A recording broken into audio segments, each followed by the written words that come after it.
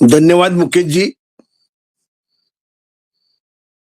संविधान जागृती देशाची प्रगती अंतर्गत होणाऱ्या विशेष व्याख्यानमालेचे आज आपण 902 हे पुष्प गुंफत आहोत. विषय खूप महत्वाचा आहे आणि साधारण मी भाषण 22 मेला ऐकलं होतं जुन्नर या ठिकाणी. तसे ते एका युनिव्हर्सिटीमध्ये व्याख्यानाला दिले तेव्हाही बी ऐकलं होतं. तर सरांचा परिचय देतो. ग्रामोन्नती मंडळाचे कला वाणिज्य विज्ञान महाविद्यालय नारायणगाव पदव्युत्तर इतिहास संशोधन केंद्र या ठिकाणी ते प्राध्यापक म्हणून कार्यरत आहेत. जुन्नरचा इतिहास प्राचीन ते आवर्चीन हा त्यांचा संशोधनाचा विषय होता.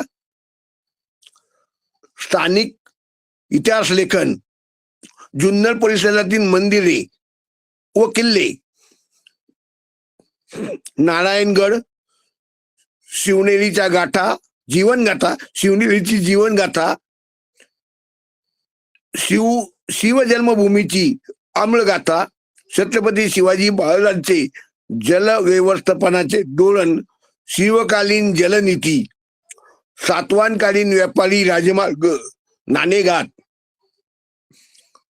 भारतीय स्वातंत्र्य चळवळीत जुन्नर तालुक्याचे योगदान ही पुस्तके प्रकाशित झालेली आहेत.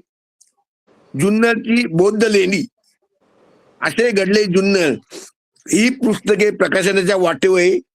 महाराष्ट्र शासन पाठ्यपुस्तक निर्मिती व अभ्यासक्रमाच्या मंडळासाठी बालभारती इयत्ता 7वी आणि 8वीच्या इतिहासाचे लेखन व संपादन यावर ते काम करतात. छत्रपती शिवाजी महाराज स्मृतिग्रंथाचे संपादन केलेले महाराष्ट्र शासनाने निर्माण केलेल्या गाथा शिवनेरीची व जुन्नर परिसराची हा लघु पटाचे लेखन सरांनी केलं होतं. 2019 मध्ये सावित्रीबाई फुले पुणे विद्यापीठाचा उत्कृष्ट शिक्षक पुरस्कार सरांना भेटलेला आहे. महाराष्ट्र इतिहास महामंडळाचे मग केरुलकर इतिहास संशोधक पुरस्कार 2023 त्यांना प्राप्त झालेला आहे. सरांनी भरपूर लेखन केलेले. मला एक सरांचं आवडलं, सर ज्या भागामध्ये राहतात त्या भागाचं संशोधात्मक लेखन त्यांनी खूप केलं. मी जुन्नर तालुक्यातला आहे, आम्हाला जे काही जमलं नाही जुन्नर तालुक्यातला असून सरांनी आपल्या नोकरीच्या काळात केलेले त्यांनी सर्व लेण्या पायाखाली काढलेले आहेत घातलेले आहेत. लेण्यानं संशोधन केलेले त्यांचा तो विषय आजचा नाही. आज आहे बाबासाहेब आंबेडकरांचे बहुआयामी व्यक्तिमत्व बहुआयामी डॉक्टर बाबासाहेब आंबेडकर. सरांना मी परत या विषयावर आपल्या लेण्या वगैरे ह्या संदर्भामध्ये बोलण्याकरता मी पाचारण करेन आणि सरांकडून ते हे करतो. पण आज सरांनी आम्हाला आजचा विषय त्या विषयावर संबोधित करावं. मी पुढील सूत्र डॉक्टर लहू गायकवाड यांच्याकडे देतो. सर सूत्र हातात घ्यावीत. धन्यवाद सर.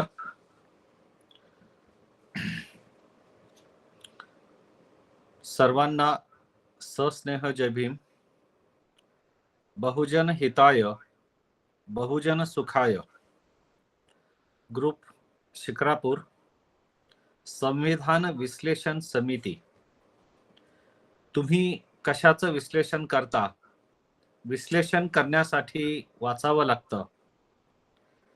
द्वारकामाई महिला व बालकल्याण विकास कोणाच्या विकासाचा विचार तुमच्या मस्तकामध्ये आहे?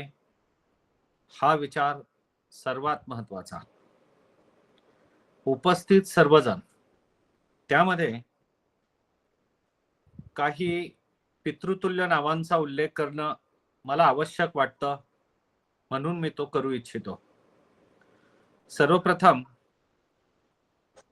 जुन्नरचे सुपुत्र असलेले माननीय सोनवणे साहेब ज्यांनी परिचय करून दिला, माननीय धनंजय लोखंडे सर, विमलाताई गायकवाड, छायाताई गायकवाड, मुकेशजी गायकवाड आणि बोलणारे सुद्धा गायकवाड. गायकवाडांचं प्राबल्य दिसतंय, अर्थात हे विनोदानं म्हणालो.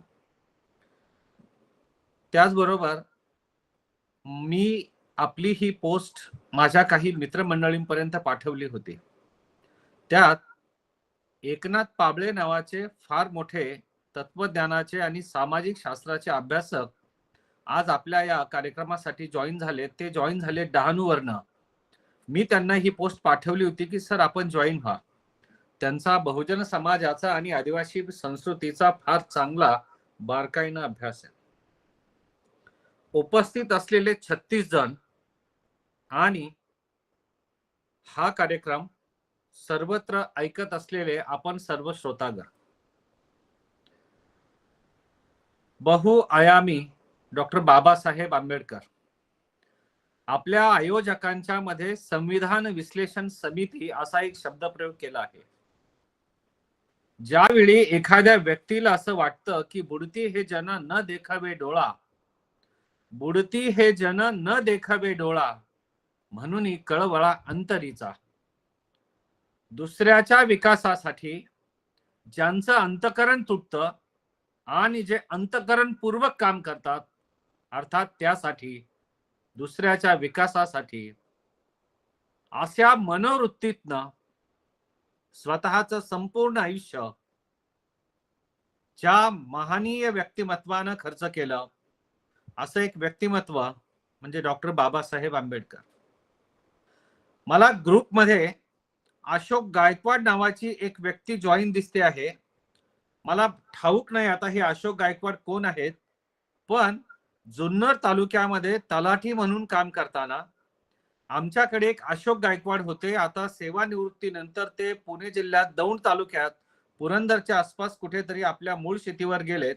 तेव्हापासून त्यांचा माझा संपर्क नाही. जर कदाचित तेच हे गायकवाड असतील तर मी सांगू इच्छितो, या माणसानं स्वतःची उभी हयात बौद्ध धर्माच्या कामासाठी खर्च केलेली आहे.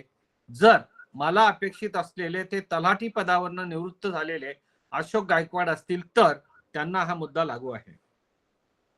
मित्रहो, आज 18 जुलै, बरोबर 18 जुलै 1920 बाबासाहेबांच्या विचारांचं प्रतिबिंब ज्या माणसाच्या, पुन्हा सांगतो, बाबासाहेबांच्या विचाराचं प्रतिबिंब ज्या माणसाच्या कृतीत आणि विचारात पडलं, जग बदल व घालून घाव गेले सांगून मज भीमराव. अण्णाभाऊ साठे. बघा बर का, अण्णाभाऊ साठे काय व्यक्तिमत्व. आज त्यांना आठवण्याचा दिवस आहे म्हणून मी त्यांना आठवलं. आणि आता बाबासाहेबांच्या विषयी आपण आपल्या बोलण्याची सुरुवात करूया. हे सर्व सांगण्याच्या पूर्वी आपल्या समोर काही मुद्दे ठेवू इच्छितो. सार्वजनिक विचारपीठावरनं बोलत असताना मी सुरुवातीलाच ते सगळं क्लिअर करून टाकतो. मित्रहो, मी जे बोलतो ते खरं आहे असं नाही. पुन्हा एकदा सांगतो, मी जे बोलतो ते खरं आहे असं नाही, तर जे खरं आहे तेच मी बोलणार. बाबासाहेबांच्या जीवनाचा मूलमंत्र असा होता, विद्या विनयेन शोभते.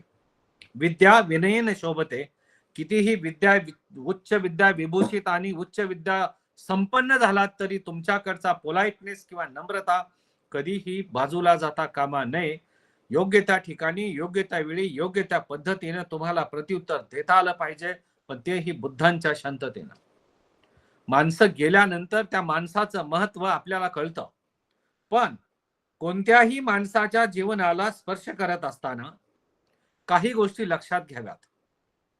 ऐतिहासिक थोरवी किंवा थोरवीचे निकष हे इतिहासामध्ये कालमापनाप्रमाणे बदलतात. ती वर्तमानाची गरज आहे किंवा इतिहास वर्तमानामध्ये अभ्यास करत असताना ते तसं होतं. एखाद्याला आपण मोठं मानतो. का मानतो? ते मोठे आहेत म्हणून मानतो का आपण म्हणतो म्हणून ते मोठे आहेत? का त्यांचं मोठेपण हे आपल्याला मान्य आहे म्हणून आपण त्यांना मोठं म्हणतो? की केवळ मोठेपणाची झूल एखाद्यावरती टाकून आपण त्यांना मोठे म्हणतो, किंवा त्या माणसाच्या संगतीत राहिल्यानं आपण मोठे आहोत असं वाटायला लागतं, असं काही आहे का? मित्र हो, माणूस हा नावाने मोठा नसतो, तो त्याच्या कामाने मोठा असतो. आणि त्या माणसाच्या कामानं समाजाच्या विकासासाठी, विकास म्हणजे केवळ आर्थिक विकास नव्हे, तर त्या माणसाच्या कार्यकर्तृत्वाचा प्रकाश तत्कालीन समाजाच्या मूल्य व्यवस्थेवर आणि समाजाच्या सर्वांगीण विकासावर किती पडला, त्याचा परिणाम किती झाला, याच्यावर त्या माणसाचं मोठेपण अवलंबून असतं. आज आपण ज्या व्यक्तिमत्वांची पूजा करतो, खरं तर जगातील सर्व समाजातील व्यक्तिमत्वांनी एक गोष्ट स्पष्ट केली, ती म्हणजे आम्हाला मोठं म्हणू नका, आमच्या विचारांचा वैचारिक वारसा आपण पुढे न्यावा, असं बाबासाहेबांपासून महात्मा फुले आणि अण्णाभाऊ साठे पर्यंत सर्वांच्या विचारांची विचारसरणी होती. पण त्याच व्यक्तिमत्वाला त्यांच्या समकालीन समाजानं किती उपेक्षित ठेवलं होतं, कसं वागवलं होतं, आणि आज आपण कसे वागतो हे आपल्याला समजून घेणं गरजेचं आहे. काल परवा बाबासाहेबांच्या वरती एक नवं पुस्तक प्रकाशित झालं. मुद्दाम मी त्याचं नाव सांगतो आणि आपल्याला दाखवतो पण. हे पुस्तक आहे इंग्लंड मधलं. मूळ इंग्रजी पुस्तकाचा मराठी अनुवाद झालेला आहे. मी संपूर्ण जो वेळ आयोजकांनी दिला त्या वेळेच्या आतच कमीत कमी 2 मिनिटे तरी अगोदर थांबण्याचा प्रयत्न करेल. त्यानंतर आपण बाबासाहेबांच्या किंवा माझ्या भाषणामधल्या काही गोष्टींवर चर्चा करू. काही ग्रंथांची नावं मी आपल्याला सांगेल. प्रसंगी कटू सत्य, पण जे खरं आहे ते आपल्या समोर मांडण्याचा प्रयत्न करेल. हे ते पुस्तक आहे.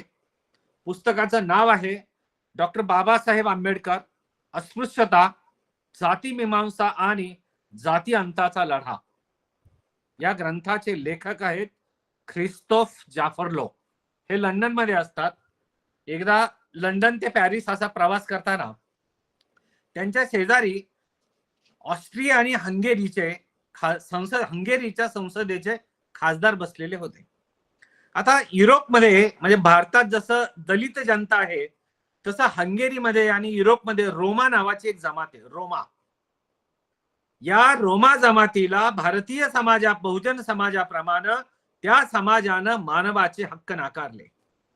मानवी हक्काची प्रचंड पायमल्ली जर झाली असेल तर ती त्या काळात झाली आणि आजही तिथे होते. या जाफरलो यांनी हंगेरीच्या त्या डेरडाक टिबोर नावाच्या खासदाराशी बोलताना ते काही वाचत होते आणि वाचता वाचता ते म्हणाले, are you reading about doctor Babasaheb Ambedkar? Oh yes sir, I am reading about doctor Babasaheb Ambedkar. Please tell me some information. मला जरा सांगता का? आणि त्यांची उत्सुकता जागी झाली. ही उत्सुकता जागी झाल्यावर ख्रिस्तोफर बोलत होते आणि ते टिबोर ऐकत होते. लंडन ते पॅरिस या प्रवासाच्या दरम्यान ते समग्र बाबासाहेब मग्नमय झाले आणि नखशिकांत बाबासाहेबांच्या विचारानं ख्रिस्तोफर जाफरलोनी त्यांना न्हावून घातलं. हे परत गेले आणि आपल्या जमातीसाठी बाबासाहेबांनी जसा लढा उभारला भारतात, तसा लढा त्यांनी हंगेरीत उभारला. समतेचं मूल्य जे प्रस्थापित यंत्रणेकडून पायदळीत उडवलं जात होतं, ते पुन्हा उभा करण्याचं काम आणि बुद्धांचा समतेचा संदेश प्रत्येक देशाच्या भौगोलिक सीमा ओलांडून पुढे नेण्याचं काम, हे जसं बाबासाहेबांनी भारतात केलं तसं टिबोर यांनी ऑस्ट्रिया आणि हंगेरीमध्ये केलं.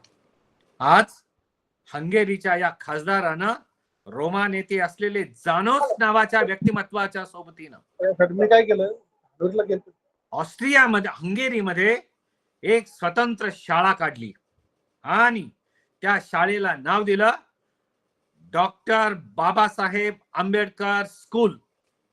पुन्हा सांगतो, डॉक्टर बाबासाहेब आंबेडकर स्कूल. भारत नव्हे, भारताच्या बाहेरही बाबासाहेबांच्या नावानं एखादं विद्यालय उभं राहणं म्हणजे या माणसानं स्वतःच्या आयुष्यात केलेला विद्येचा व्यासंग किती होता हे आपल्या लक्षात येईल. संपूर्ण भारतामध्ये स्वतःचा वैचारिक प्रभाव टाकणारं हे पहिलं त्या काळाचं म्हणू नये, पण दुर्दैवानं तसं म्हणावं लागतं. संपूर्ण भारतात प्रभाव टाकणारं वैचारिक व्यक्तिमत्व एकमेव that was doctor Babasaheb Ambedkar. ते अस्पृश्य समाजाचे नेते आहेत असं म्हटलं जातं, पण बाबासाहेबांनी स्वतःला किंवा स्वतः आयुष्यामध्ये पुन्हा अधोरेखित करून सांगतो मित्रांनो, बाबासाहेबांना दलित हा शब्द मान्य नव्हता. बाबासाहेबांचं समग्र साहित्य आपण वाचलं असेल तर आपल्या ते लक्षात येईल. मी मुद्दाम 1 सेकंदासाठी बाजूला होतो आणि मागच्या बाजूला हे जे दिसतंय 1 2 3 आणि 4 हे सगळं कपाट बाबासाहेबांच्या ग्रंथसंपदेचं आहे.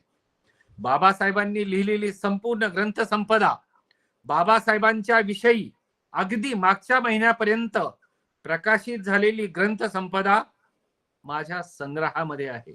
माझ्या हा शब्द सोडून द्या, मी नव्हे, प्रत्येकाच्या तुमच्या माझ्या संग्रहात असायला हवी.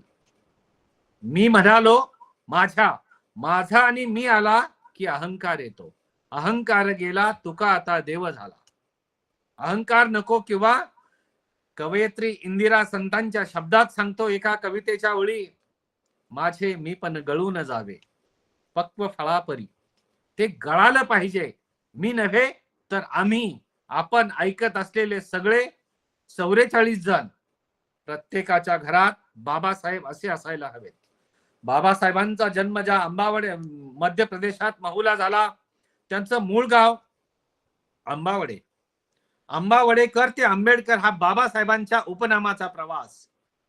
मी स्वतःला भाग्यवान समजतो. कशासाठी म्हणाल तर सांगतो. मी ज्या ग्रामोन्नती मंडळ या संस्थेत काम करतो, या संस्थेमध्ये एक अशी व्यक्ती अजूनही आहे निवृत्त झालेली की बाबासाहेबांना अंबावडेकर ते आंबेडकर असं उपनाम ज्यांनी दिलं, त्यांचा नातू आमच्या संस्थेत शिक्षक म्हणून काम करतात. आता निवृत्त झाले. ते नेहमी म्हणायचे, गायकवाड सर, मी भाग्यवान आहे. माझ्या वडिलांनी आजोबांनी बाबासाहेबांना पाहिलंय ते रूप, तो वैचारिक दृष्टिकोन माझ्या वडिलांनी स्वीकारला, माझ्या आजोबांनी स्वीकारला, म्हणून मी शिक्षक होऊ शकलो. मित्र हो, 1917 मध्ये बाबासाहेबांचं भारतात उच्च विद्या विभूषित शिक्षणानंतर आगमन झालं. 1919 मध्ये भारतीयांना मतदानाचा हक्क मिळावा म्हणून मतदानाच्या हक्कासाठी काय मतदाराची पात्रता असावी यासाठी विचार मंथन सुरू झालं आणि त्यासाठी साऊथ बेरो नावाची एक समिती नेमण्यात आली. या समितीनं नियुक्तीच्या पूर्वी, भारतात विचार करण्याच्या पूर्वी ज्या ज्या थोर व्यक्तींचा सल्ला घेतला होता, आम्ही काम कसं करावं, त्या थोर व्यक्तींमध्ये पहिल्या क्रमांकावर होते डॉक्टर बाबासाहेब आंबेडकर. डॉक्टर बाबासाहेब आंबेडकरांचा जन्म 1891 सालचा. महात्मा फुले यांचं या विश्वात न झालेलं महापरिनिर्वाण हे 1890 सालचं. पण हा एक सुंदर असा धागा आपल्या समोर मांडला पाहिजे. सोशल जस्टिस, सामाजिक समता जपण्यासाठी ज्या त्रिमूर्तींनी काम केलं, त्रयींनी, भगवान बुद्ध, शाहू महाराज, कबीर आणि महात्मा फुले यांच्या विचारांचा धागा. आता हा धागा कोणता तर महात्मा फुलेंचं मानवतावादी कार्य, जे त्यांच्या शरीररूपी इहलोक सोडून जाण्यानं थांबलं होतं. 1891 नंतर बाबासाहेबांनी हे मानवतावादी कार्य मित्र हो पुढे नेलं. याच महात्मा फुले यांना समाजानं किती उपेक्षित ठेवलं होतं हे आपल्या लक्षात आलं असेल. 1827 ते 1890 हा महात्मा फुले यांच्या आयुष्याचा कालावधी. काही गोष्टी आपल्या समोर ठेवणं आवश्यक आहे.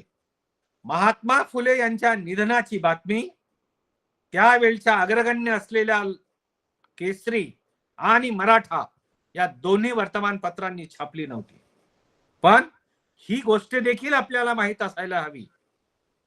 आगरकरांचा सुधारक किंवा केसरी ही बातमी छापत नाही म्हणून फुलेंचं लहानपण हे मोठेपण हे लहान होत नाही आणि त्यात कमीपणा येत नाही. म्हणून पण ही गोष्ट मात्र अधोरेखित करणं गरजेचं आहे की फुलेंनीच त्यांना एका काळी त्यावेळी 10,000 रुपयांचा जामीन दिला होता.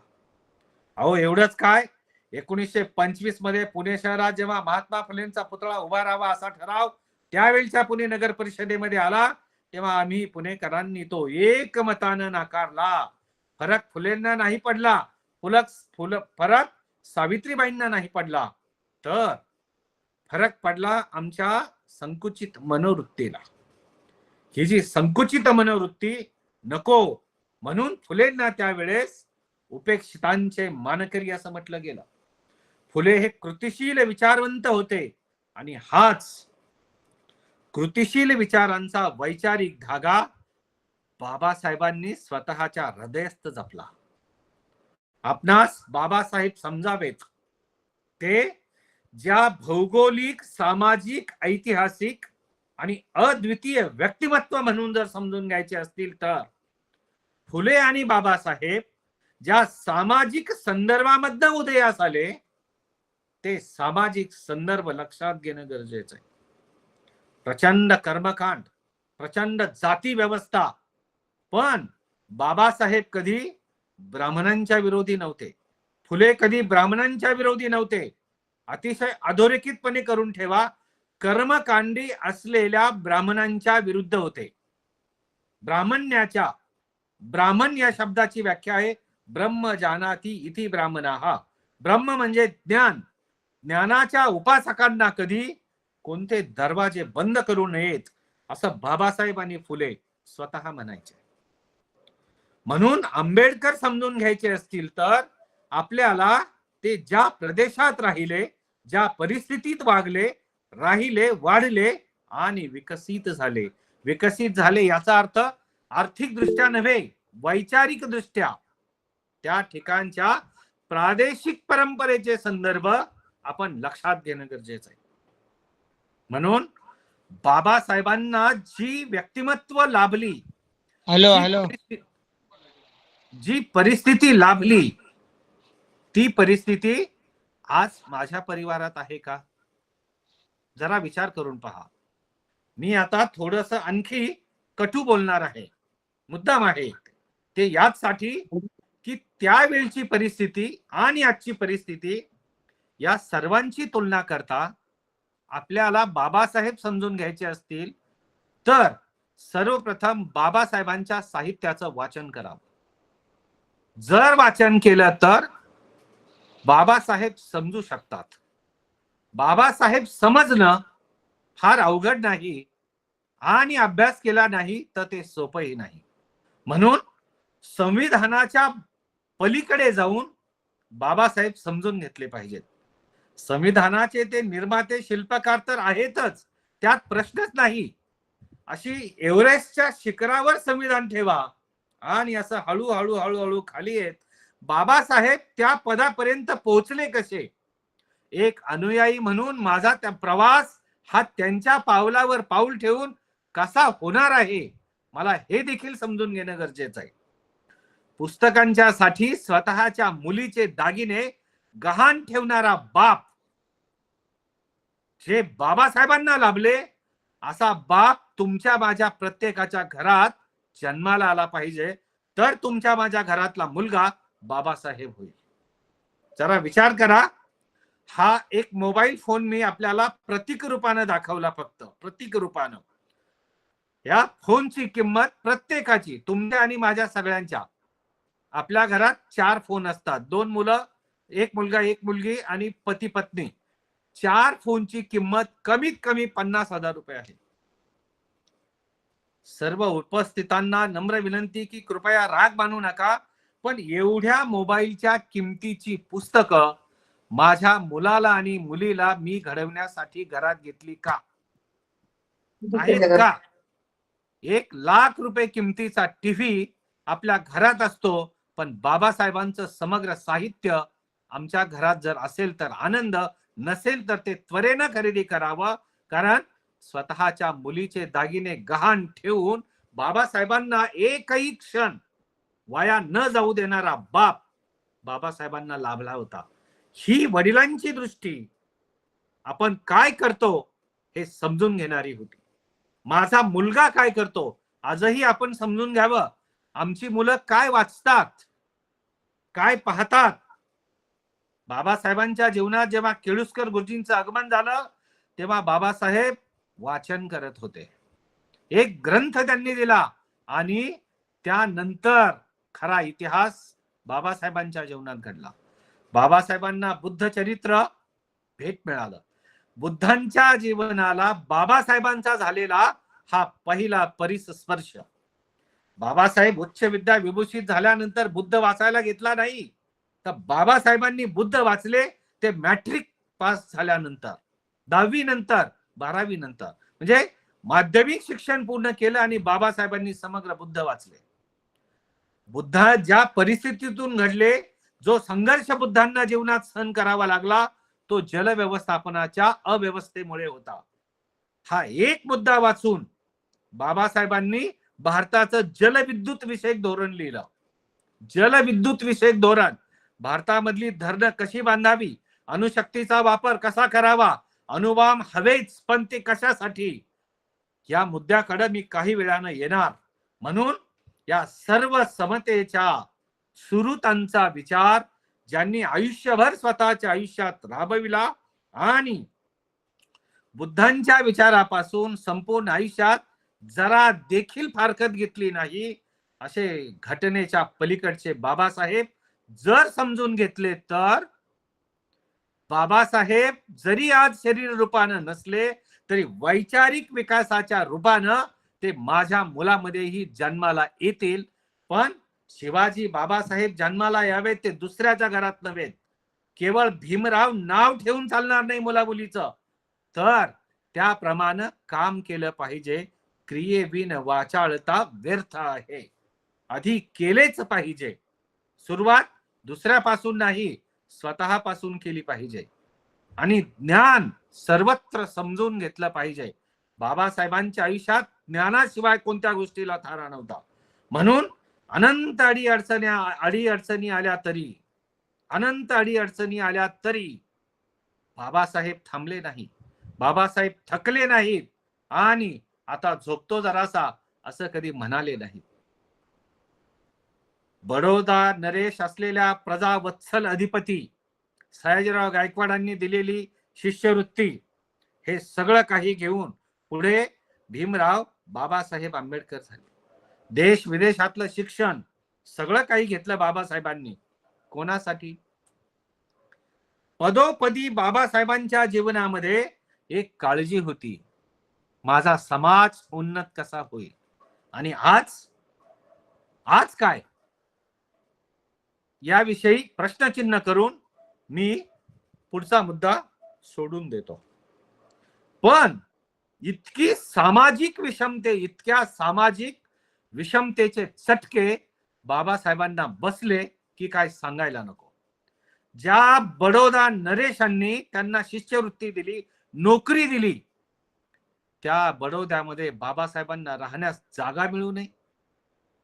शेवटी एका पारशी माणसानं दिली, पण सगळ्यांनी जाऊन सांगितलं तुम्ही महाराजच्या पोराला जागा दिली.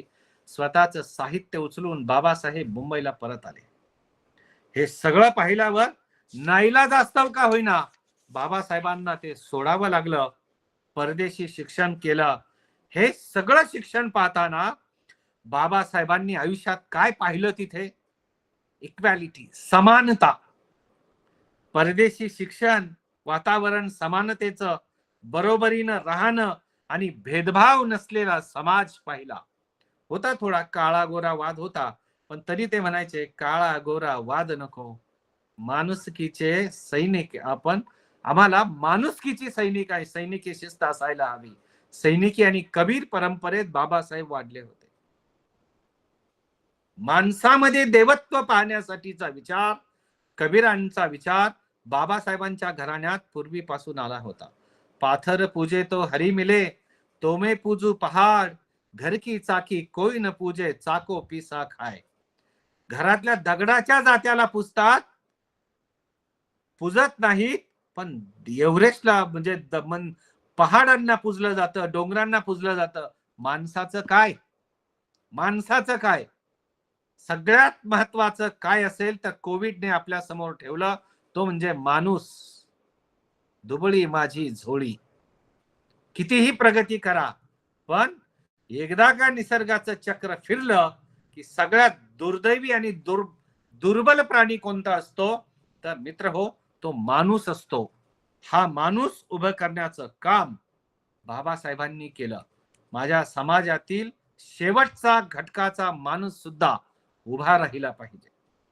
हा माणूस उभं करणं अवघड आहे, पण त्यासाठी बाबासाहेबांनी केला अभ्यास. अभ्यास असाध्य ते साध्य, करिता सायास कारण अभ्यास तुका म्हणे. बाबासाहेबांनी भगवद्गीतेपासून वेदांपर्यंत सगळं वाचन केलं. जे जे नको त्याच्यावर टीका केली, ते त्याज्य मानलं. अभ्यास योगे नततो मा ध्यायंत उपासते.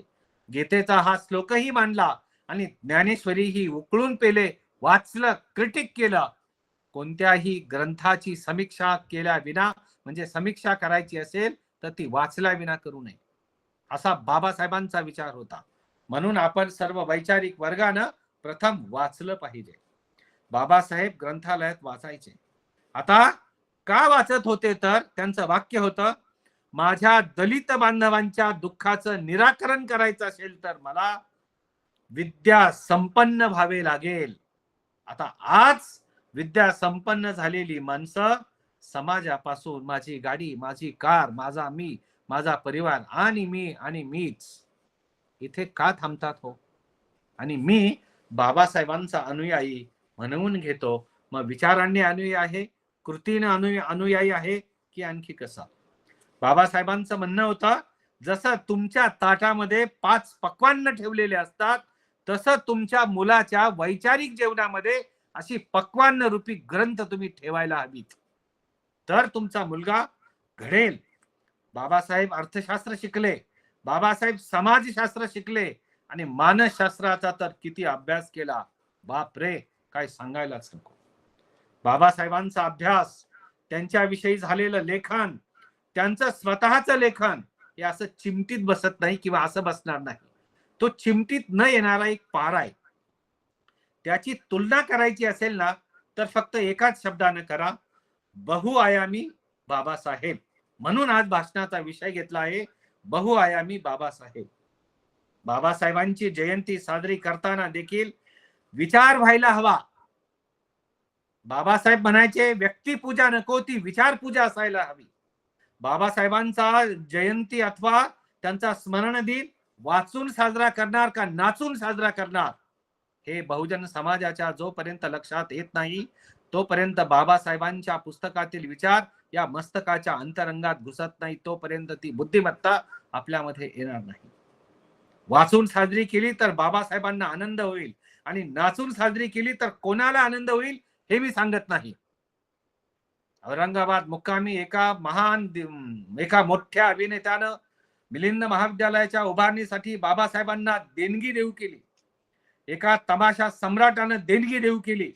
बाबासाहेबांनी ती विनम्रपणे नाकारली आणि नाकारण्याचं सबळ कारणही दिलं. ज्या कला क्षेत्रामध्ये भगिनींना, महिलांना नाचवून पैसे गोळा केले जातात, हा भगिनींचा अपमान आहे आणि त्या कोणताही पैसा मी घेणार नाही.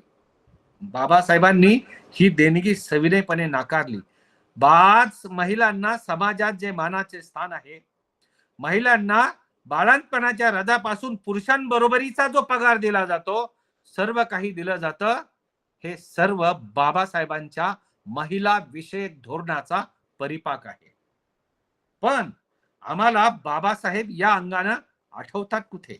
बाबासाहेब आठवावे, प्राचीन ते आधुनिक भारताचे इतिहास लेखन करणारा एकमेव सद्गृहस्थ, धर्मचिंतक, अर्थशास्त्रज्ञ आणि कोणत्याही राजकीय पक्षानं आज तागायत आपल्या निवडणूक जाहीरनाम्यामध्ये कधीही कुटुंब नियोजनाचा आग्रह धरला नाही आणि तसं लिहिलं नाही, तसे लिहिणारे बाबासाहेब आणि सी.डी. देशमुख हे एकच व्यक्तिमत्व होतं.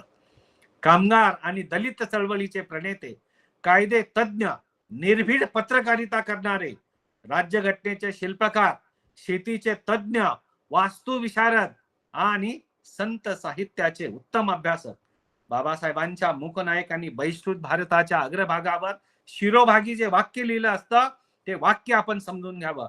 आता कोदंड घेऊनी हाती, आरूढ होई पार्था, ज्ञानदेवांचं हे वाक्य आहे. संत साहित्याचा बाबासाहेबांनी गाढा अभ्यास केला होता. संत साहित्याचे उत्तम जाणकार, उत्तम विद्यार्थी कसा असावा, उत्तम प्राध्यापक कसा असावा आणि कृतिशील शिक्षण तज्ञ, विचारवंत इत्यादी पैलूंचा बाबासाहेबांचा गाढा अभ्यासक होता. मुद्दाम मी राज्यघटना हा घटक बाजूला ठेवला. बाबासाहेबांचं ग्रंथलेखन कोणत्या परिस्थितीत झालं हेही लक्षात घ्या. प्रत्येक घटकाला आणि घटनेला स्थलकालाच्या मर्यादा असतात. या सगळ्या मर्यादा असतानाही सर्व काही झुगारून देऊ समाज, धर्म, राजकारण, अर्थकारण, शिक्षण इत्यादी विषयी बाबासाहेबांनी मूलगामी चिंतन केलं.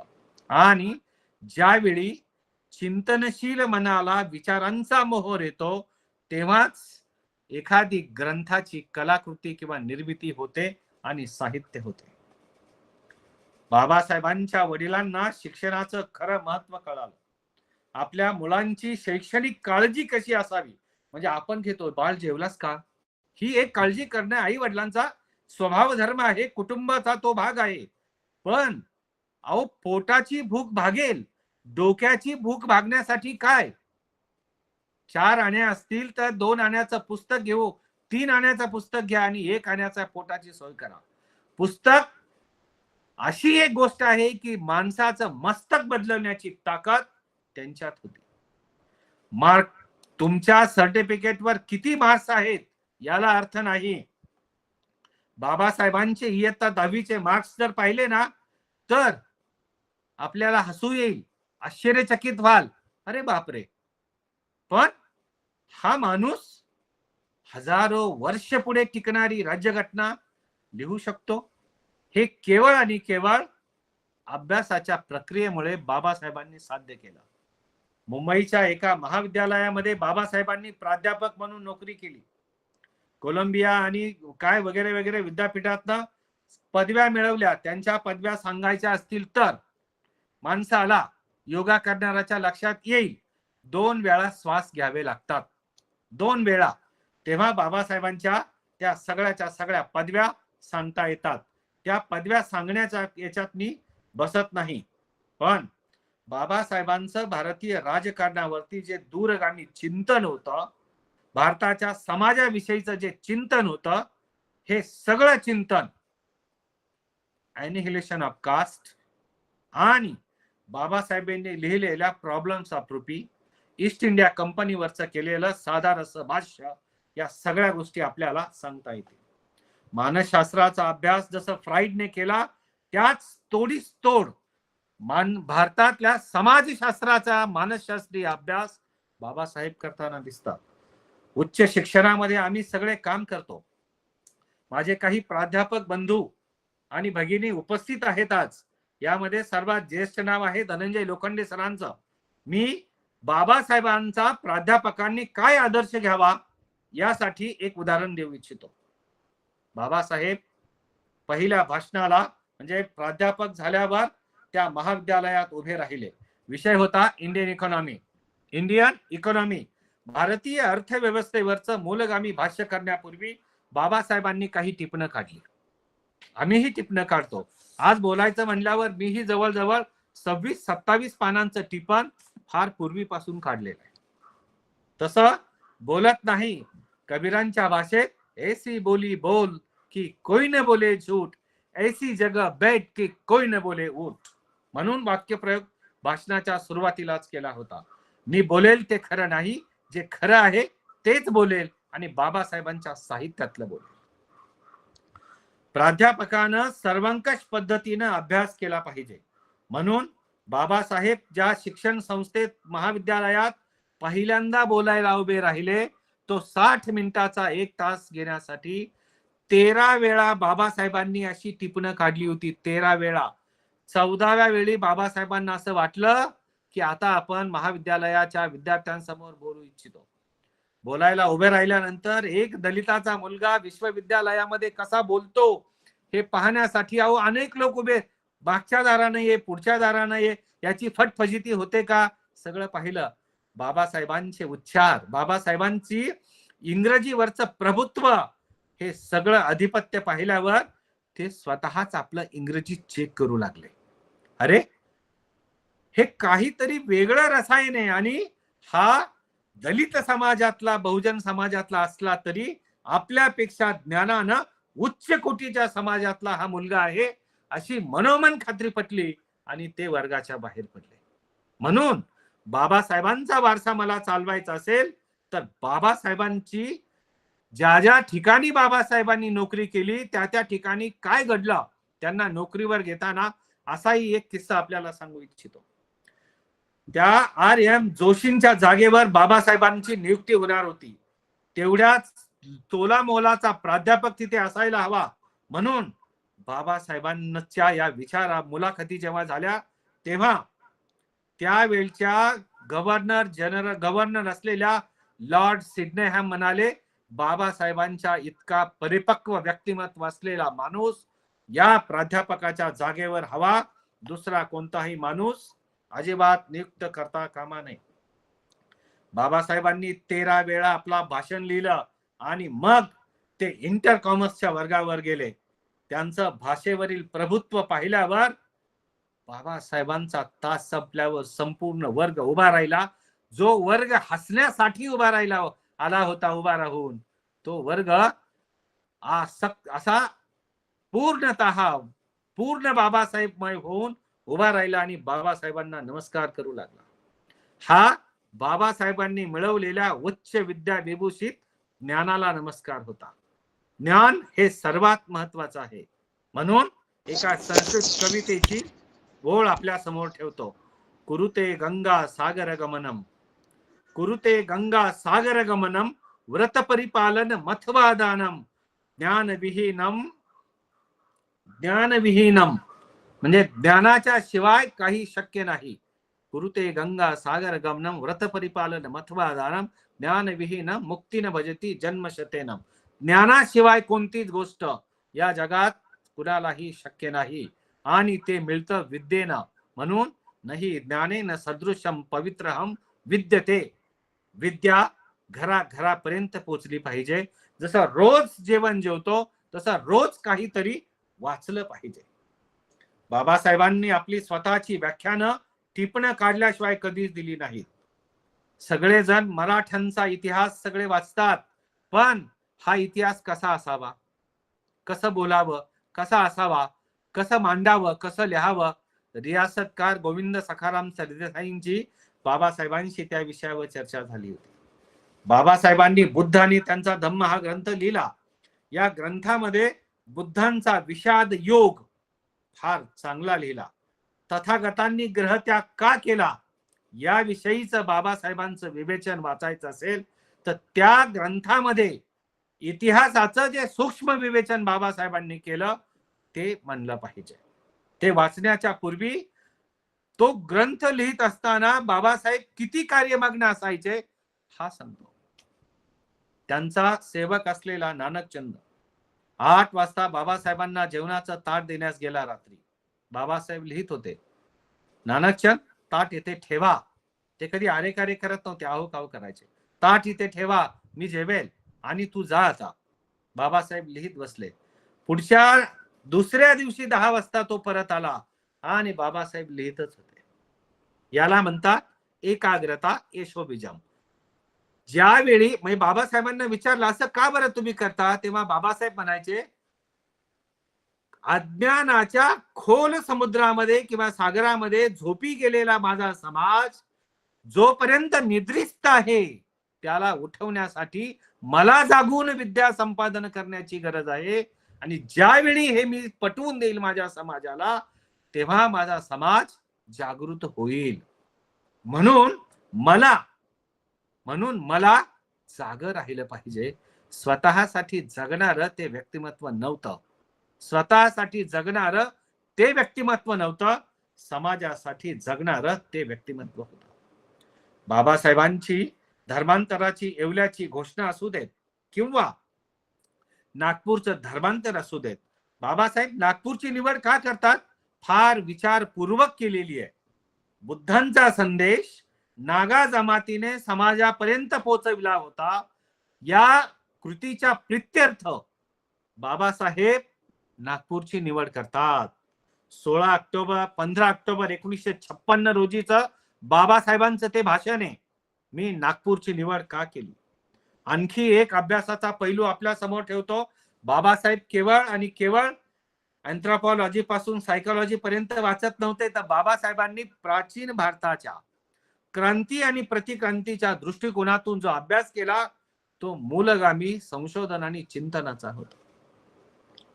लोकमान्य टिळकांनी जेव्हा आर्टिक होमिन वेदांस नावाचा ग्रंथ लिहिला आणि आर्यांच्या आगमनाची वैचारिक दृष्ट्या चिकित्सा आणि चर्चा केली, या सगळ्या गोष्टींमध्ये बाबासाहेब थोडं क्रिटिक लिहितात आणि या ग्रंथात काय सुधारणा करायला हवी हे त्यांनी कळवलं. तेव्हा बाबासाहेबांची ही मागणी त्यांनी मान्य केली. मागणी म्हणजे ही सुधारणा मान्य केली. आपल्याला या माझ्या सांगितलेल्या मुद्द्याविषयी जर अधिक चांगलं वाचायचं असेल तर पुरावा सुद्धा उपलब्ध करून देतो. दुर्गाबाई भागवतांनी आज दिनांक नावाच्या सायन दैनिकाच्या गोधडी नावाच्या स्तंभात ही चर्चा केलेली आहे. डॉक्टर बाबासाहेब केवळ दलितांचे नव्हे, आपल्याकडे समाजात महापुरुषांचं वर्गीकरण होतं. फुले माळ्यांचे, साठे मातंगांचे, बाबासाहेब महाराजांचे हे बिलकुल नाही. कोणताही महापुरुष स्वतःची विभागणी अशी करू नका असं सांगत होता. गरज नाही. तर कोणत्याही एका जातीच्या बंधनात यांना अडवणं अजिबात योग्य नाही.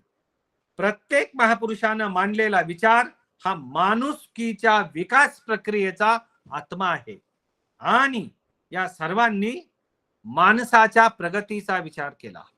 कुटुंब नावाच्या चित्रपटातील एक गीत मला आठवलं.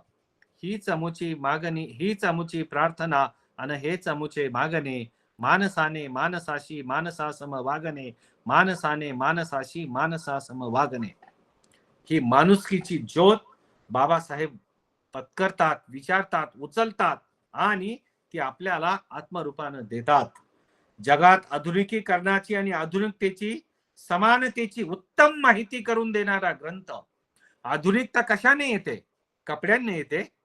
याऐवजी मी टी शर्ट, जीन पॅन्ट घातली आणि चांगले बूट घालून समाजात उतरलो तर थोडा तरुण वाटेल, 50 न झालेला. पण डोक्यात जर बुरसटलेले सनातनी पुरोगामी विचार असतील तर मी आधुनिक का? नाही. आधुनिकता ही कपड्यांनी येत नाही, आधुनिकता ही विचारांनी येते. कसं वागतो याच्यामध्ये आधुनिकता असते. म्हणून बाबासाहेब म्हणतात, मला समानतेची कास धरणारा ग्रंथ जन्माला घालायचा आहे आणि तो आहे भारताची राज्यघटना. त्याचा फक्त पहिला शब्द प्रयोग सांगतो. मी भारताची घटना लिहिली हा नाही, आम्ही भारताचे लोक, आम्ही भारताचे लोक, मी नाही आम्ही, एकीचे बळ मिळते फळ. आपण बोलावं कसं, आपला अभ्यास कसा असावा याविषयी बाबासाहेबांचं जीवन आपल्याला आचरणात आणता येईल. बाबासाहेब काय लिहितात बघा, किती सूक्ष्म वाचन. आता कोदंड घेऊन या हाती, आता कोदंड घेऊन या हाती, आरूढ पा इये रथी, येथ हे वाचून काही बोलू नये. बाबासाहेबांनी ज्ञानेश्वरीचा केलेला हा सूक्ष्म अभ्यास आणि त्याचं केलेलं सूक्ष्म वाङ्मय. बहिष्कृत भारत, ज्ञानेश्वरी यांचा एक संबंध होता. आंबेडकरांच्या लिखाणावर म्हणजे बाबासाहेबांच्या वरती विविध प्रकारचे ग्रंथ आले. बाबासाहेबांवरचा पहिला ग्रंथ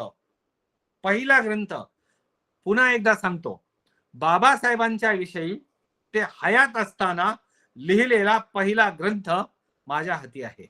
म्हणजे मागे जे आपल्याला दिसतं ना, माझ्या संग्रहात आहे.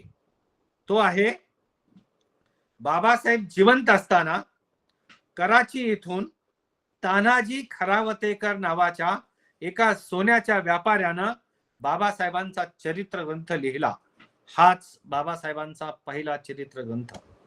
त्यानंतर 1948 मध्ये पुण्यातील श्री दीक्षित, डॉक्टर राजा दीक्षित यांचे वडील, त्यांनी बाबासाहेबांची भेट घेऊन लहान मुलांना तुमचं चरित्र प्रेरणा कसं देणार आहे असं मला एक छोटेखानी चरित्र लिहायचं आहे, तेही माझ्या संग्रहात आहे. त्यांनी लिहिलं बाबासाहेबांच्या चरित्राची शिकवण. बाबासाहेब जिवंत असताना बाबासाहेबांना ते पुस्तक पण भेट दिलं होतं त्यांनी. मित्र हो, 1947 मध्ये नवयुग या साप्ताहिकानं बाबासाहेबांचा स्वतंत्र विशेषांक काढलेला आहे. स्वतंत्र विशेषांक हा बाबासाहेबांच्या कार्याला समर्पित होता.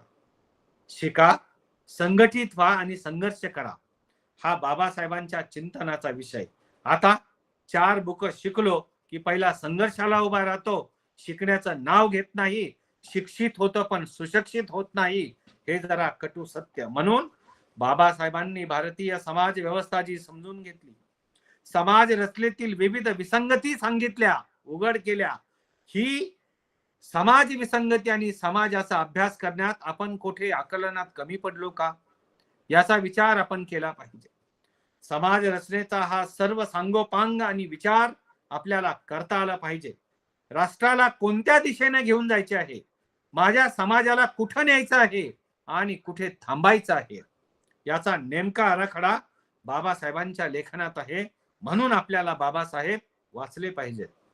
आपण कितीही मोठ्या पदावर असलो तरी मी पहिल्यांदा माणूस आहे, मी सामाजिक प्राणी आहे, मी समाजाचं देणं लागतो, हे आपण अजिबात विसरता काम नाही. बाबासाहेब किती सूक्ष्म गोष्टीचा विचार करायचे याचंही एक उदाहरण आपल्या समोर ठेवू इच्छितो. सामाजिक समतेचा लढा उभारावा लागेल, त्याशिवाय समाज उभा राहणार नाही आणि समाजातला शेवटचा घटक सुद्धा यातून उपेक्षित राहता कामा नये, यासाठी बाबासाहेब काम करायचे. आग्र्याला शहाजहानने उभारलेली ताजमहाल ही वास्तू सगळ्यांना माहिती आहे.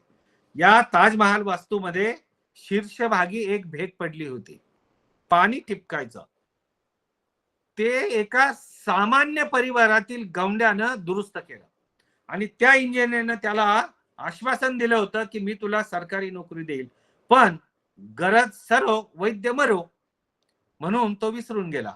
हा गवंडी बाबासाहेबांकडे गेला. बाबासाहेबांना म्हणाला असं असं झालं. बाबासाहेबांनी सगळी त्याची तक्रार ऐकून घेतली आणि इंजिनियरला बोलावला.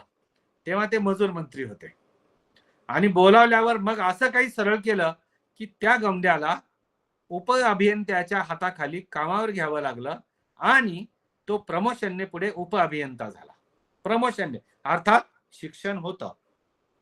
1956 पर्यंत तो, म्हणजे बाबासाहेब या विश्वातनं जाण्याच्या पूर्वी भारतीय प्रशासनामध्ये सेवा ज्येष्ठतेप्रमाणे एक्झिक्युटिव्ह इंजिनियर झाला.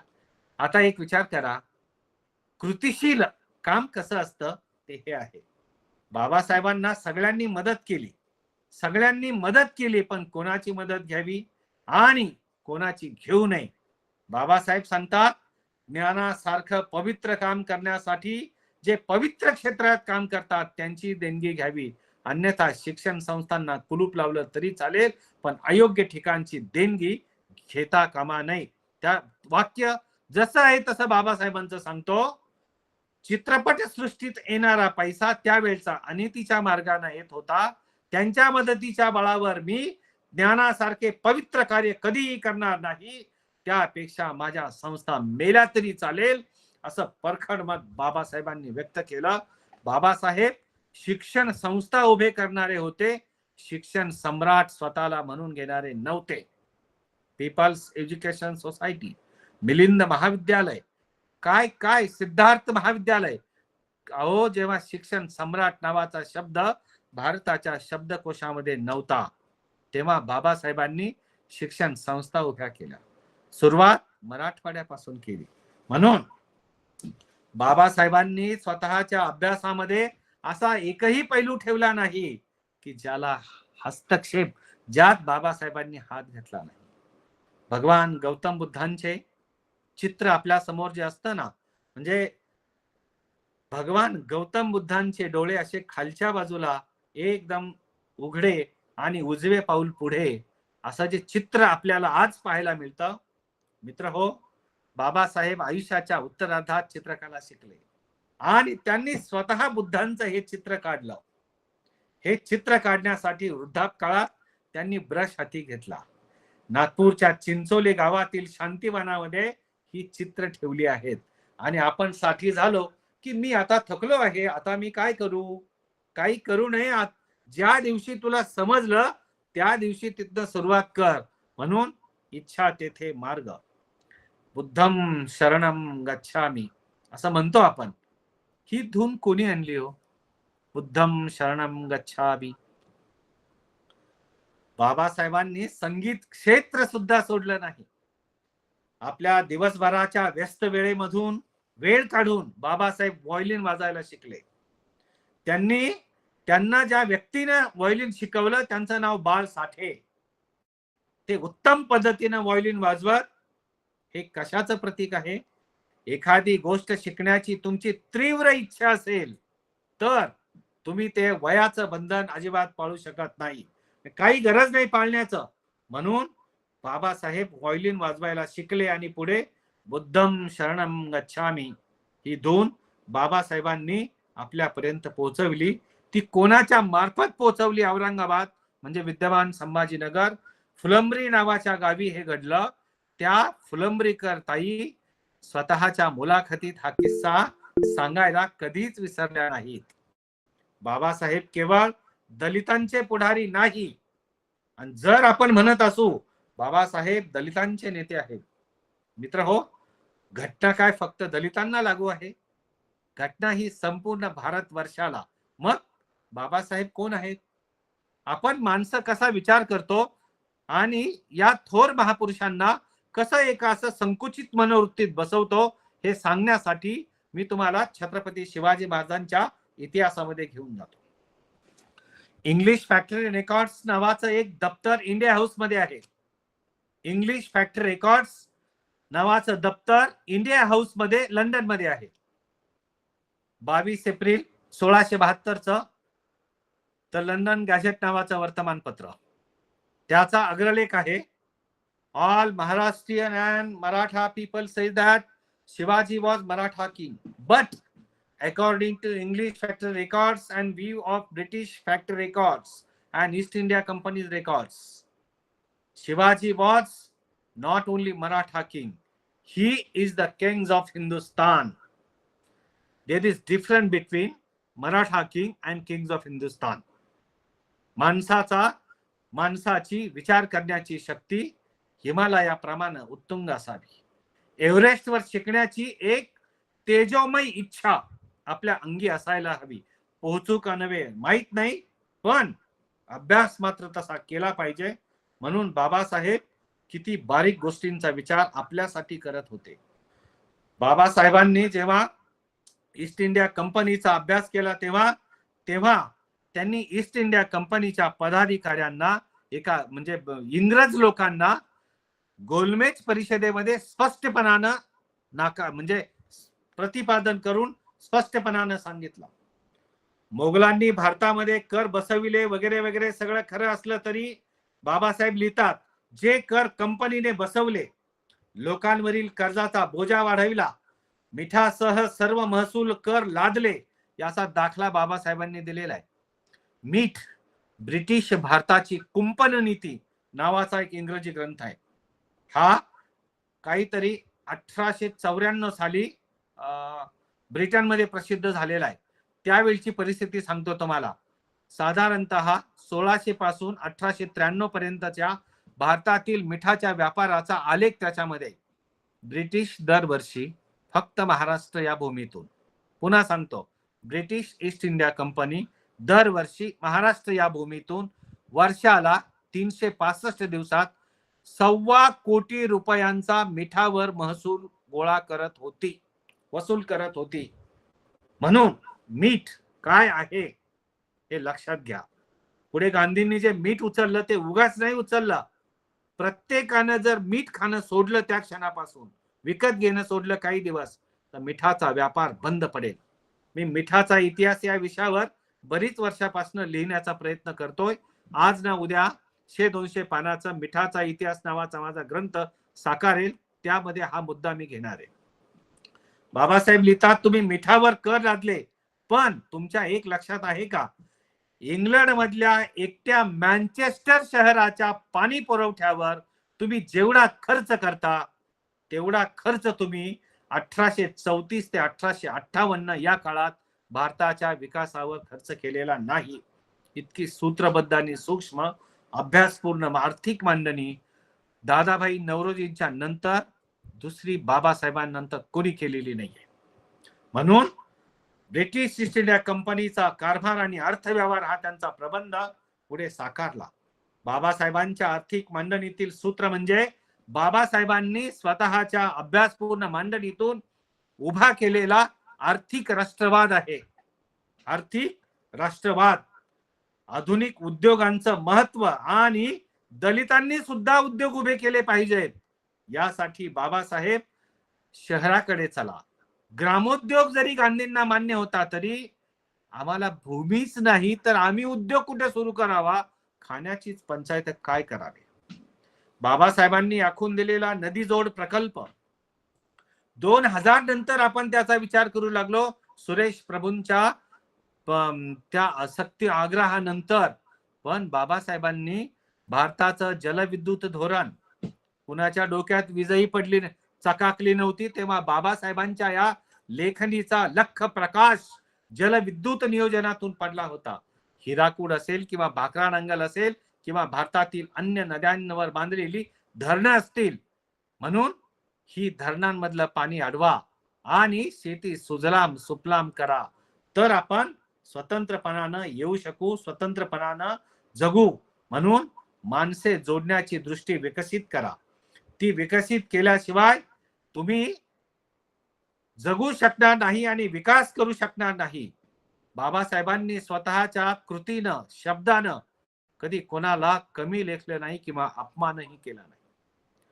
बाबासाहेब ज्यावेळी विधान भवनात बसायचे तेव्हा मुख्यमंत्री म्हणजे त्यांचा नियम होता ते अगोदर जाऊन बसायचे, पण त्यावेळचे आलेले मुख्यमंत्री सुद्धा बाबासाहेबांना नमस्कार केल्याशिवाय मुख्यमंत्र्याच्या खुर्चीपर्यंत गेले नाही. हा विश्वास, हा नमस्कार बाबासाहेबांच्या विद्वत्तेला होता, पुतळ्याला नाही. आपण पुतळे जरूर उभारावेत, पण ज्या माणसाचा पुतळा आपण उभारत आहोत त्या माणसानं दिलेलं ज्ञान पुतळ्याप्रमाणे आपल्या डोक्यात घट्ट बसलं आहे का, याचा विचार करावा आणि मग पुढे जावं. ज्या क्रिकेटपटूनं निवडणुकीला उभं राहून बाबासाहेबांना हरवलं, त्या क्रिकेटपटूचं मानपत्र पराजित होऊन सुद्धा बाबासाहेबांनी लिहिलं होतं. म्हणजे व्यक्तिभेद कधी बाबासाहेबांनी मानला नाही. वैचारिक दृष्ट्या त्यांचा आणि गांधींचा मतभेद जरूर होता, पण गांधींच्या विषयी व्यक्तिभेद कधी बाबासाहेबांनी आणले नाही. ते मनभेदापर्यंत उतरू दिले नाही, व्यक्तिभेदापर्यंत आणले नाही. आज तो विषय नाही, त्यामुळे त्यावर आत्ता बोलणं उचित नाही. कधीतरी गांधी आणि आंबेडकर रिलेशन्स या विषयावरती स्वतंत्रपणानं बोलता येईल. मानवेंद्रनाथ रॉय यांना ज्यावेळी मानवेंद्रनाथ रॉय यांनी जेव्हा हिस्टॉरिकल रोल ऑफ इस्लाम नावाचा ग्रंथ लिहिला तेव्हा बाबासाहेबांनी हा ग्रंथ वाचून हजारो सुधारणा त्यात सुचवल्या. हजारो सुधारणा सुचवल्या आणि द्वितीय विश्वयुद्धाच्या काळात त्या माणसाला 40,000 रुपयांची मदत बाबासाहेबांनी केली. 40,000 रुपयांची मदत बाबासाहेबांनी केली. बडोद्याचे नरेश प्रजावत्सल असलेले अधिपती सयाजीराव गायकवाडांनी शिष्यवृत्ती दिल्यानं बाबासाहेब शिकले आणि बाबासाहेबांनी पुढे शिष्यवृत्ती देऊन कित्येकांना परदेशात शिक्षणासाठी पाठवलं. हा एक मदतीचा धागा, हा एक शिक्षण विस्ताराचा धागा, हा एक शिक्षण वैचारिक विकासाचा धागा बाबासाहेबांनी असा पुढे आणलेला आहे. आपण ही बाब अभ्यासू दृष्टिकोनातून स्वीकारावी. काय अभ्यासू दृष्टीने स्वीकारावी. आता आपण कशी स्वीकारतो जरा पहा. थोडं कटू आहे पण सत्य आहे. अमेरिकेची राज्यघटना ज्या माणसानं तयार केली त्या माणसाच्या घरातील एका परिवारातील सदस्याला तसं हयात संसदेचं एक पद देण्यात आलं खासदारकीचं. आणि बाबासाहेब पुन्हा निवडून येऊ नये म्हणून आणि संसदेत प्रवेश होऊ नये म्हणून भारतात योजना करण्यात आली. मी त्याविषयी फारसं भाष्य करत नाही, कृपया आपण समजून घ्यावा. बाबासाहेब हे पत्रकारितेच्या क्षेत्रात अग्रगण्य होते. ज्यावेळी रा गो रानडे यांनी मराठी नियतकालिकांचा इतिहास असा पत्रकारितेचा इतिहास असलेला ग्रंथ लिहिला, त्यात बाबासाहेबांचं नाव सुद्धा नाहीये. फरक ग्रंथाला पडला, बाबासाहेबांना नाही पडला. अपवाद आहे तो रा के लेले यांनी लिहिलेला मराठी वृत्तपत्रांचा इतिहास जेव्हा लिहिला गेला तेव्हा बाबासाहेबांच्या पत्रकारितेचा सविस्तर आढावा घेण्यात आला. त्याला नाव होतं आंबेडकरांची पत्रकारिता. भारताची मसुदा समितीचे अध्यक्ष असताना बाबासाहेबांनी राष्ट्रगीत उपसमितीचा अहवाल पाहिला, काय करायचं ते ठरवलं, काय राष्ट्रगीत असावं ते ठरवलं. आणि रवींद्रनाथ टागोरांचं जनगण मन, रवींद्रनाथ टागोर एकदा वाचावेत. रवींद्रनाथ टागोर यांच्या ज्या साहित्याला नोबेल पारितोषिक मिळालं त्यामध्ये 2 कविता महाराष्ट्राविषयीच्या आहेत. या कोकणात जन्म घेतलेल्या या 2 महामानवांच्या विषयीच्या आहेत. नंबर 1 डॉक्टर बाबासाहेब आंबेडकरांविषयीची एक कविता आहे आणि आमच्या जुन्नर शिवनेरीला जन्माला आलेल्या शिवछत्रपतींच्या विषयीची एक कविता आहे. शिवछत्रपतींच्या विषयीची कविता ही बंगालमध्ये आहे, बंगाली भाषेत आहे आणि ती आहे जय तू शिवाजी. आणि बाबासाहेबांच्या विषयीची कविता आहे बुद्ध धर्माचे पुनरागमन. बुद्ध धर्माचे पुनरागमन या दोन्ही कविता आपण वाचल्या पाहिजेत. आणि बुद्धम शरणम गच्छामी हे जे ध्वनिमुद्रण केलं त्या ध्वनिमुद्रणाला एक छोटीशी मुलगी गात होती. बाबासाहेब शेजारी बसले होते आणि ती कन्या होती वीणा फुलंब्रीकर. पुढे कृष्णराव फुलंब्रीकरांची ती कन्या म्हणून प्रसिद्ध झाली. त्यानंतर रवींद्रनाथ टागोरांनी 20 सप्टेंबर 1932 रोजी अश्विनी चतुर्थी नावाचा एक लेख लिहिला. तेव्हा ते लिहितात, टागोरांचे आजोबा म्हणजे माझे आजोबा मुस्लिमांसोबत बऱ्याचदा भोजन घेत म्हणून समाजानं त्यांना वाळीत टाकलं होतं. टागोर याविषयी विशेषतः अस्पृश्यतेविषयी फार पोटतिडकीने बोलत. त्याच टागोरांनी हा आशय घेऊन पुढे बुद्ध धर्माचे पुनरागमन आणि बुद्धांचा विचार, फुलेंचा विचार, समतेचा विचार परिपक्व करून समाजाच्या शेवटच्या अंत्योदय घटकापर्यंत नेण्यासाठी आणि लोकशाहीचा आधारस्तंभ जपण्यासाठी बाबासाहेबांचं या भूतलावर आगमन झालं. अशा पद्धतीची मांडणी ही रवींद्रनाथ टागोर यांनी केलेली आहे. कुठे बंगाल, कुठे शिवनेरी, कुठे जुन्नर, कुठे बाबासाहेब, कुठे मुंबई, काय आहे हे? मग बाबासाहेब एवढे आहेत का? असे मोठे विशाल व्यापक या दृष्टिकोनातून बाबासाहेबांना कोणी कोणी किती किती नोकरीच्या ऑफर दिल्या याच्याविषयी तुम्हाला एकच ऑफर सांगतो. 1928 मध्ये ब्रिटिशांनी आंबेडकरांना एकूण 25,000 रुपये नोकरीची ऑफर दिली, गाडी बंगला सगळं काही. ती ऑफर बाबासाहेबांनी नाकारली. ती कशासाठी? ज्या समाजात तुम्ही आणि मी आज वाढलो ना त्या समाजाच्या उन्नतीसाठी, स्वतःच्या आर्थिक उन्नतीचा विचार बाबासाहेबांनी त्याज्य मानला. समाजाच्या उन्नतीसाठी ते झटले. आता राजकारण कसं केलं बाबासाहेबांनी? राजकारण कसं असावं? भारतात राजकारणाचं शिक्षण असावं, राजकारणाचं महाविद्यालय असावं, राजकारणाची डिग्री असावी. यासाठी त्यांनी राजकारणाच्या प्रशिक्षणाचा डिप्लोमा सुरू केला. याविषयी तुम्हाला अधिक माहिती वाचायची असेल तर त्यांचे ग्रंथपाल असलेले रेगे यांनी लिहिलेलं साहित्य आपण जरूर वाचावं. त्याचबरोबर पुढे 1962 भारतानं चीनवर आक्रमण केलं आणि चीन विजयी झाला हे आपल्याला माहिती आहे. पण 1948 सालचं बाबासाहेबांचं एक भाषण आहे. हे भाषण काय बघा, भारताला सैनिकी शिक्षणाची गरज. 1948 मध्ये बाबासाहेबांनी मुंबईत एक सैनिकी शाळा काढली होती. बाबासाहेबांची संरक्षण विषयीची दृष्टी कशी असावी, कशी होती ती आम्हाला समजली का? याविषयी सावित्रीबाई फुले पुणे विद्यापीठामध्ये डॉक्टर विजय खरे यांनी काम केलंय आणि बाबासाहेबांचं संरक्षण विषयक धोरण नावाचं स्वतंत्र ग्रंथ लिहिलेला आहे. 1935 सालची एक घटना आपल्याला सांगू इच्छितो. आज भारताच्या अर्थव्यवस्थेचं आणि पैशाचं नियोजन हे भारतीय रिझर्व्ह बँकेकडनं केलं जातं, पण किती लोकांना माहिती आहे 3 एप्रिल 1927 चा मूकनायक आणि वैश्विक भारतचा अंक भारताच्या रिझर्व्ह बँकेच्या ड्राफ्टिंगचा पाया आहे. त्यात बाबासाहेब लिहितात, भारतामध्ये एक शिखर मध्यवर्ती बँक असावी. बाबासाहेबांनी 1930 ते 36 या काळात, आज सगळे शेतकरी ओरडतात ना, शेतकऱ्याला हे हवं, शेतकऱ्याला ते हवं. तुम्हाला सांगू इच्छितो, जगातला पहिला शेतकऱ्यांचा संप अलिबाग जवळ चरी या गावी बाबासाहेबांनी केला होता. शेतकऱ्यांचा संप, शेतकरीही संपावर जाऊ शकतो. आणि खोतीचं आंदोलन कसं उभं करावं खोतदारांच्या विरुद्ध, त्याचबरोबर बाबासाहेब त्यावेळी एक भाषण करतात. त्यांच्या भाषणाचा हा मुद्दा घेऊन मी जेव्हा मध्य प्रदेशात एका उच्चभ्रू कमिटी समोर भाषण केलं, त्या भाषणाचा विषय होता बाबासाहेब आणि भारतातील शेतमालाच्या किमती कशा ठरवाव्या याविषयीचं धोरण. बाबासाहेबांचं ते वाक्य आहे, भारतात तांदळाची किंमत कशी ठरवावी, पीक संरक्षण कसं असावं, पीक विमा आवश्यक का आहे आणि पाळीव जनावरांची निगा कशी राखावी. विचार करा, भारताची राज्यघटना लिहिणारा हा शिल्पकार असलेला माणूस पाळीव जनावरांची निगा कशी राखावी याविषयी देखील लिहितो. काय म्हणजे त्यांच्या या ज्ञानाला सीमा नाहीत. त्याचबरोबर बाबासाहेबांचं शेती आणि जल नियोजन विषयक धोरण डॉक्टर सुखदेव थोरातांनी लिहिलंय. काही हरकत नाही, वाचायला काही हरकत नाही, ते आपण जरूर वाचावं. जय जवान जय किसान ही घोषणा सर्वांना माहीत आहे, पण बाबासाहेबांनी त्याच्या अगोदर एक घोषणा दिलेली आहे, जय जवान जय किसान आणि शेतकऱ्यांनो अधिक धान्य पिकवा. हे दिलं 1932 मध्ये.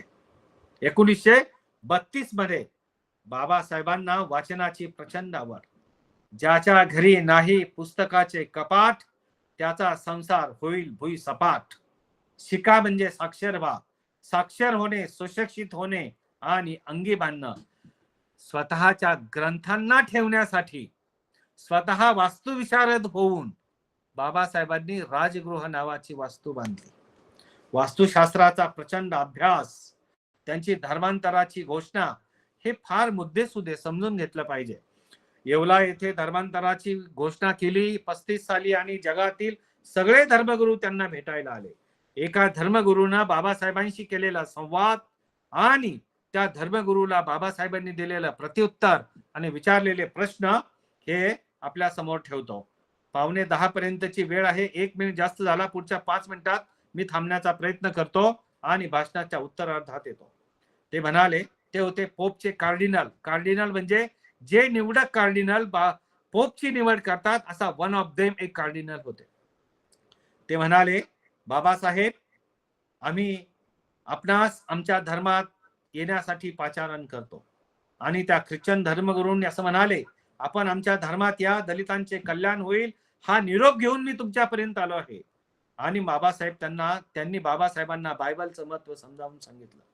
बाबासाहेबांनी त्यांच्या संग्रहातील बायबलच्या 17 आवृत्त्या समोर दाखवल्या आणि त्यांना विचारलं, mister cardinal, are you read the latest edition of Bible? आपण बायबलची सर्वात अलीकडे प्रकाशित झालेली आवृत्ती वाचली का? कार्डिनल महोदयांनी हात जोडले आणि म्हणाले, गेल्या 2 वर्षात तरी मी बायबल वाचलेलं नाही, नव्या आवृत्तीचं ओल्ड टेस्टामेंटच पाहतोय. तेव्हा बाबासाहेब म्हणाले, 18वी आवृत्ती जी थॉमस कुक यांनी लिहिली होती, त्याचं नाव होतं कॉमेंट्रीज ऑन द बायबल. हे बायबलवरचं अॅनालिटिकल म्हणजे अन्वयार्थी मांडणी असलेलं पुस्तक फादरने वाचलेलं नव्हतं, पण बाबासाहेबांनी वाचलेलं होतं.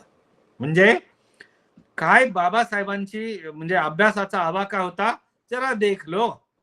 बाबासाहेबांच्या निधनानंतर त्यांच्या बँकेच्या लॉकरमध्ये ज्या मौल्यवान वस्तू सापडल्या त्या पहा, आणि तुम्ही आणि मी बँकेच्या लॉकरमध्ये काय ठेवतो हे पण पहा. आपलं सोनं नाणं सगळं काही बँकेत ठेवतो खरेदी करून, पण बाबासाहेबांच्या लॉकरमध्ये सापडलं आगामी ग्रंथ लेखनाची संशोधकीय कार्स. त्या ग्रंथाचा विषय होता भारतीय सैन्य दल, भारतीय सेना. आता विचार करा, गोलमेज परिषदेला गेलेला हा माणूस 24 पेट्या भरून पुस्तकं घेऊन येतात. बाबासाहेबांच्या वचनातून विज्ञान सुटलं नाही आणि तंत्रज्ञान सुटलं नाही. नद्यांची पात्र खोल करण्यासाठी अण्वस्त्रांचा वापर करता येईल आणि अण्वस्त्र ही शांतीदूत म्हणून भारतात वापरता येईल, असे मोठे विद्वत सभा. त्याचबरोबर बाबासाहेब सिनेमा पण पाहायचे. आचार्य अत्रेंच्या बरोबर त्यांनी श्यामची आई सिनेमा पाहिला आणि बाबासाहेब जे काही करत होते त्याविषयी बाबासाहेबांच्या मृत्यू म्हणजे निधनानंतर, त्यांच्या निर्वाणानंतर आचार्य अत्रेंनी जो लेख लिहिला होता, तो लेख तुमच्या माझ्या प्रत्येकाच्या संग्रही असायला हवा. मराठा दैनिकाच्या खपाचे उच्चांक त्या लेखानं मोडले. त्याचबरोबर संयुक्त महाराष्ट्राच्या आंदोलनात अण्णाभाऊ जे बोलत होते, आजच्या दिवसाचा एक संदर्भ सांगतो. अण्णाभाऊ जे बोलत होते ते बरंच काही बाबासाहेबांचं होतं. हे समजून घ्यायचं असेल तर तुम्हाला प्रबोधनकार ठाकरेंनी लिहिलेलं माझ्या आठवणी नावाचं त्यांचं आत्मकथन जरूर वाचायला हवं. मोरारजी देसाईंशी संयुक्त महाराष्ट्राविषयी बाबासाहेबांची डिबेट झालेली. बोधी म्हणजे अनुभव आणि सामान्यांसाठीची ज्ञानप्राप्ती काय असते, बौद्ध भिक्खू कसा असावा याविषयी बाबासाहेबांनी केलेलं भाष्य, हे सगळं उत्तरदायित्व आपण आचरणात आणलं पाहिजे. त्यांची रिडल्स इन हिंदुझम, भारत क्रांती प्रतिक्रांती, बुद्धा यांनी धम्म इतकी सूत्रबद्ध पद्धतीनं आपल्या समोर ठेवता येतं. म्हणून जगातील मागील 1000 वर्षांपासूनच सर्वात प्रभावी व्यक्तिमत्व म्हणून जर कोणतं व्यक्तिमत्व असेल तर दॅट वॉज नाही, that is doctor Babasaheb Ambedkar. सामाजिक समतेचा लढा कसा उभा करावा असे सांगणारे महामानव. केवळ सवलती नकोत, तर माझ्या समाजातील तरुणांनी स्वतः ज्ञानी व्हा, स्वतःचे वैचारिक स्थान निर्माण करा. माझे नाव नको, माझे काम पुढे न्या. आणि माझे काम पुढे नेले तर विद्यावंतांना समाजाचं वेड असावं, खरा धर्म बांधवांपर्यंत नेतो आणि बांधवांना धर्मापर्यंत नेतो. हा विद्या वासंगी व्यक्तिमत्व म्हणजे बहुआयामी व्यक्तिमत्व असलेले डॉक्टर बाबासाहेब आंबेडकर. हे सगळं जे काही तुमच्या समोर ठेवलं, मी 5 मिनिटे जास्त बोललो, दिलगिरी व्यक्त करतो. 9:46-48 ला थांबायला हवं होतं. बाबासाहेबांच्या साहित्यातील आहे, बाबासाहेबांचं आहे. माझी स्वतःची भूमिका फक्त वेळ आणि वाणी या दोनच गोष्टी. संत श्रेष्ठ जगद्गुरु तुकोबारायांच्या शब्दात माझी भूमिका विशद करतो आणि थांबतो. ते म्हणजे काय आहे ते सर्व काही बाबासाहेबांचं आहे. म्हणजे काय आहे, फोडिले भांडार धन्याचा हा माल, फोडिले भांडार धन्याचा हा माल, मी तो हमाल भारव आहे, मी तो हमाल भारव आहे. आपल्या प्रतिष्ठाननं बोलण्याची संधी दिली, सन्मानानं बोलावलं. सर्व आयोजकांचे मनापासून धन्यवाद. बोलताना एखादं साल चुकलं असेल, स्लिप ऑफ टंग झालं असेल तर चूक माझी मला परत द्या. आपले मनापासून धन्यवाद. थांबतो. जय भीम. साधू साधू साधू.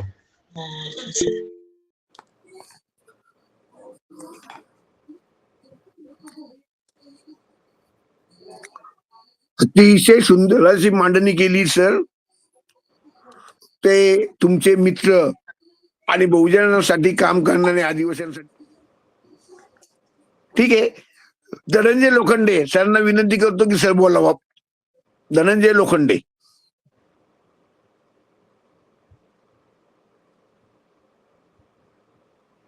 हॅलो, सर्वांना सगळे जय भीम.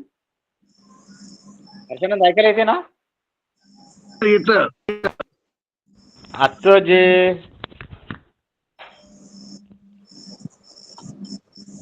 जे व्याख्यान अतिशय चांगल्या पद्धतीने आमचे मित्र आणि ज्येष्ठ विचारवंत आणि इतिहासकार गायकवाड सरांनी मांडलं. अगदी सुरुवातीपासूनच म्हणजे बरोबर 8:25ला मी जॉईन झालो आणि तेव्हापासून आतापर्यंत प्रत्येक शब्द आणि प्रत्येक संकल्पना त्या पद्धतीने ऐकत गेलो. सरांचा विषय तसा फार मोठा होता, बहुआयामी बाबासाहेब आंबेडकरांच्या संदर्भामध्ये. आणि मॅक्झिमम मी शब्द मुद्दाम वापरतो की जवळपास सगळेच पैलू बाबासाहेबांचे गायकवाड सरांनी मांडलेत. अतिशय अभ्यासपूर्णच आहे. आणि खरं असते बाकीच्या आमचे मित्र असल्यामुळे मी फार बोलणार नाही, कारण बाकीच्या श्रोत्यांनाही बोलायचं असेल. परंतु कोणताही पैलू बाजूला राहिला नाही, हे अगदी 100% आहे. म्हणजे महिलांपासून तर अगदी कुटुंब नियोजनापासून, शेतकऱ्यांपासून, अगदी खोती पद्धतीपासून तर अगदी कामगारांपासून तर अगदी तुम्ही याचं उदाहरण दिलं ते इंजिनियर पर्यंत सगळीच उदाहरणं. तर अतिशय अभ्यासपूर्ण असंच आपलं व्याख्यान आहे सर. आणि हे व्याख्यान देणं इतकं सोपं नसतं, कारण तुमच्या मागे जी ग्रंथसंपदा आहे त्यातून तुमच्याकडे आलेलं, तुमच्यापासून ते आमच्याकडे आलेलं आहे, श्रोत्यांपर्यंत आलेलं आहे. अतिशय ज्याला म्हणतो स्पष्टपणे, मोजक्या शब्दात, परंतु आशयपूर्ण, म्हणजे खूपच मोठं असं आणि खूप मोठा विषय होता. तरी पण आपण आपल्या वेळेमध्ये अतिशय चांगल्या पद्धतीने मांडला. आमचे मित्र हर्षानंद सरांनी मला खूप वेळा सांगितलं, सर तुम्ही जॉईन व्हा आणि ऐका. आणि मी गायकवाड सरांचं व्याख्यान म्हटल्यानंतर ऐकणारच होतो. आणि मी आज खरं वास्तविक पहिल्यांदा पूर्ण, म्हणजे मी बाहेर होतो त्याचा फोन आला त्यावेळेला, परंतु घरी आल्यावर पहिल्यांदा मी जॉईन झालो आणि आतापर्यंत पूर्णपणे अगदी इकडे तिकडे न बघता पूर्णपणे कॉन्सन्ट्रेशननीच ऐकत होतो. कारण त्यांची अनेक पुस्तकं, त्यांचा व्यासंग आणि त्यांचं व्यक्तिमत्व, त्यांचे विचार आणि बाबासाहेबांच्या प्रती असलेली त्यांची एक आत्मीयता. कारण आता मगाशी आशानंद सरांनी उल्लेख केला की 23 मला वाटतं 23 एप्रिललाच आमची जुन्नरला मिटिंग झाली होती. 23 मेला मला वाटतं, बुद्ध जयंतीच्या निमित्तानं सर तिथे वक्ते होते. आणि अतिशय अभ्यास पूर्ण झालं एवढंच मी सांगेल. तर अतिशय चांगल्या पद्धतीने आपण मांडलं, त्याबद्दल मी आपलं आभार मानतो आहे. आणि प्रत्यक्ष भेटीमध्ये आणखी सविस्तर आपण बोलूयात. धन्यवाद. धन्यवाद. नमस्कार. मी एकनाथ पाबळे बोलतोय. सरांचं अतिशय साक्षेपी आणि सर्वव्यापी असं हे चिंतन आज आपल्या सर्वांच्या पुढे त्यांनी ठेवलं. आपणा सर्वांना माहीतच असेल की सर विद्यावाचस्पती आहेत आणि विद्यावाचस्पती पदवीचे म्हणजे PhDचे ते मार्गदर्शक आहेत. एका संशोधन केंद्राचे मध्ये ते मोठ्या पदावर काम करतात. आजचा जो विषय मांडला या संदर्भात मला आपल्या सर्वांना असं सांगायचं आहे की बाबासाहेबांचे बरेच पैलू जे आहेत ते आपल्याकडून दुर्लक्षित राहतात. आपण ठराविक मुद्द्यांकडेच फक्त फोकस करतो. जसं बाबासाहेबांचं संविधानाविषयक कार्य आहे, शिक्षणविषयक कार्य आहे, परंतु बाबासाहेबांनी आर्किटेक्चरच्या संदर्भात जे काम केलेलं आहे, सैनिकी शिक्षणाच्या बाबतीत त्यांचं जे काम आहे, पाळीव प्राण्यांच्या संदर्भात, शेती आणि जलनियोजनाच्या संदर्भात, हे अतिशय महत्वाचे काळ सुसंगत असे मुद्दे आहेत. आणि खऱ्या काळ सुसंगतच नाही तर आजच्या काळाच्या ऐरणीवरचे मुद्दे आहेत. आणि आजच्या समाजाला खऱ्या अर्थाने पथदर्शक, मार्गदर्शक असे ठरतील हे मुद्दे आहेत. म्हणजे आपण असं म्हणू शकतो की 1956च्या अगोदर बाबासाहेबांना कदाचित 21व्या शतकात आणि आपण आता ज्या सहसर्गात आहोत त्या सहसर्गात मानवी समुदायाला कोणत्या समस्या येऊ शकतील याचा एक अंदाज त्यांना आला असावा की काय. महामानवांना खूप दूरची दृष्टी असते आणि ती दृष्टी त्यांच्याकडे होती. त्याच्यानंतर मानवेंद्रनाथ रॉय यांचा संदर्भ सरांनी दिला. मानवेंद्रनाथ रॉय यांचं खूप मोठं काम, आणि मानवेंद्रनाथ रॉय हे कम्युनिस्ट पक्षाच्या जे कम्युनिस्ट पक्ष म्हणजे विशेषतः चीनचा जो कम्युनिस्ट पक्ष आहे त्याची जी स्थापना झाली चीनमध्ये, त्याचे जे ठराविक लोक होते, डॉक्टर सन येत सेन, माओ त्से-तुंग, त्याच्यामध्ये भारताकडून मानवेंद्रनाथ रॉय होते. इतकं महत्वाचं त्यांचं योगदान आहे. आणि बाबासाहेबांनी त्यांना सरांनी सांगितल्याप्रमाणे 40,000ची मदत केली. हा एक खूप महत्वाचा मुद्दा सरांनी सांगितला. म्हणजे असे काही बऱ्याच गोष्टी आहेत की ह्या आपल्याला अगदी अंतर्मुख करणाऱ्या आहेत. नदीजोड प्रकल्पाच्या गोष्टी आहे, या खूप महत्वाच्या गोष्टी आहेत. आणि या सरांनी मांडलेल्या विचारांचं खरंच मोल करवत नाही. आता ह्या प्रत्येक एका पैलूवरती आपण वाचन चिंतन करण्याची गरज आहे. जसं त्यांचे सैनिकी शिक्षण विषयक विचार असतील किंवा त्यांचे जलविद्युत विषयक विचार असतील, या एका एका मुद्द्यावरती आता आपण प्रत्येकाने काय मिळतंय आणि ते शोधून आणि त्याच्या संदर्भात स्वतंत्र आपलं वाचन किंवा एक लेख लिहिता येईल इतकं सुंदर सरांनी विवेचन केलं. फारच सुंदर अशा प्रकारचं ही एक मेजवानी आहे खरं तर, वैचारिक अशी, चिंतनाची अशी, आणि ही आपणा सर्वांपुढे सरांनी मांडली. पुन्हा एकदा आपल्या सर्व परिवाराच्या वतीनं, आपल्या व्यासपीठाच्या वतीनं सरांचं मी इथे मनपूर्वक आभार व्यक्त करतो आणि पुन्हा ते आपल्याला अशी संधी उपलब्ध करून देतील अशी मी त्यांच्याकडे विनवणी करतो. धन्यवाद. धन्यवाद एकदाची. गायकवाड सरांना सांगायला विनंती विशेष वाटेल की आमच्याकडे जो एक परिवार उपस्थित आहेत, आता सध्याला 39 परिवार उपस्थित आहे. आता तुमचे काही मित्र परिवार असतील ते एकटे ऐकत असतील, पण आमचे जे दररोजचे परिवारातले लोक असतात 35-40, हे सहकुटुंब सहपरिवार ऐकत असतात सर. ही सगळ्यात जमेची बाजू आहे. लहान मुलंही ऐकत असतात. एकनाथजींनी खूप सुंदर अशी सरांच्या याच्याबद्दल बोललेले आणि आपलं युट्यूब चॅनल झालेलं आहे. ज्यांना कोणाला हे ऐकायचं असेल त्यांनी उद्या बहुजन हिताय बहुजन सुखाय उपक्रम अंतर्गत व्याख्यानमाला या विषयावर हे विचार उद्या युट्यूब चॅनलला ऐकू शकाल. आता आमच्या समितीच्या सदस्या रेडिओ स्टार आदरणीय सुरेखाताई डांगरे विनंती करतो, ताई आपण आपले विचार मांडावे. मी माझा माईक बंद करतो. धन्यवाद सर.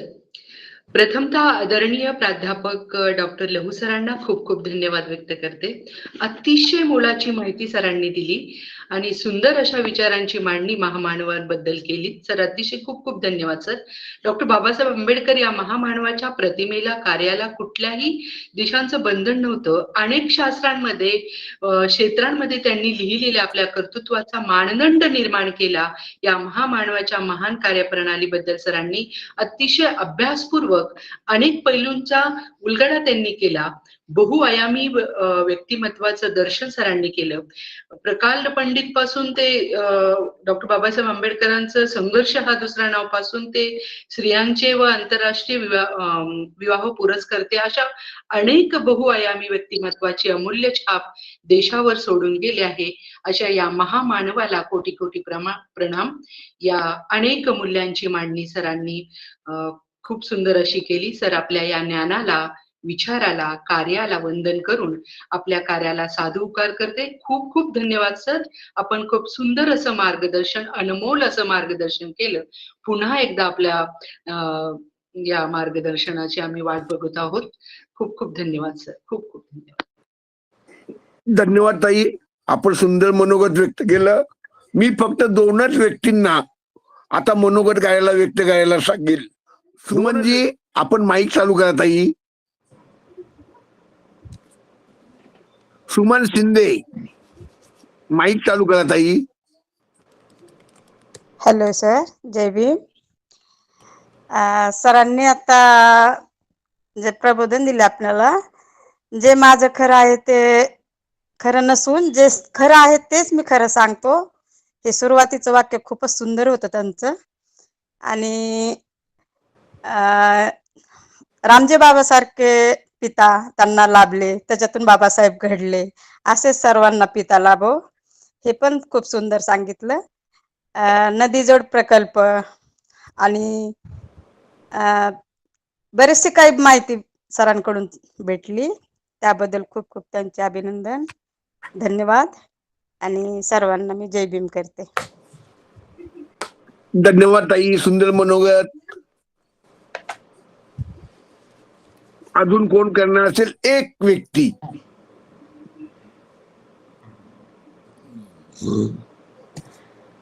ठीक आहे. अशोक गायकवाड बोला. आदर्शांना वंदन, मान्यवरांना जय भीम. मग गायकवाड गुरुजी म्हणले माझे मित्र होते अशोक गायकवाड. तुम्ही नव्हे सर, मी रेल्वे सराउंड आहे. सॉरी हा सर, मी रेल्वे सराउंड होतो, रेल्वेमध्ये अधिकारी होतो. तुम्ही जे आज प्रवचन दिलं आम्हाला डॉक्टर बाबासाहेब आंबेडकरांच्या संपूर्ण जीवनावरती, खूप छान प्रवचन दिलं तुम्ही. जय भीम सर, नमो बुद्धाय, जय भारत, जय संविधान.